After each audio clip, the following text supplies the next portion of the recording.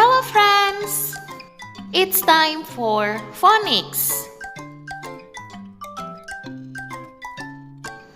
Do you know about the beginning sound that we are going to learn? Well, here it is. The sound is k, k, k. And here are some friends of k.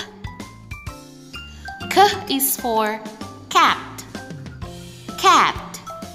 The cat is cute. K is for can. Can.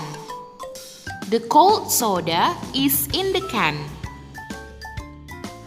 K is for cot. Cot. The baby sleeps on the cot. K is for cat. Cat. Mommy cuts the bread for me.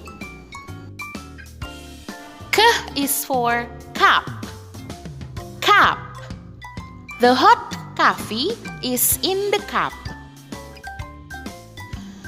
Now, can you mention again the words that begin with k sound?